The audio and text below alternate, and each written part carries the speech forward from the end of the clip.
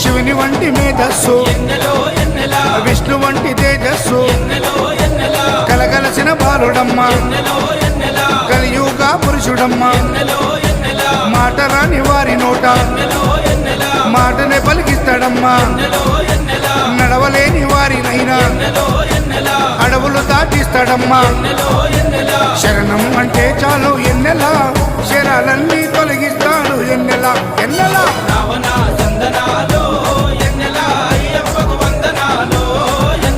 రావణ సందనాలో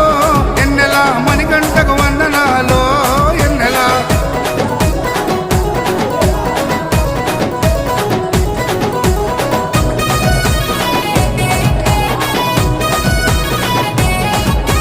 మహిమాన్వితమాల వేసి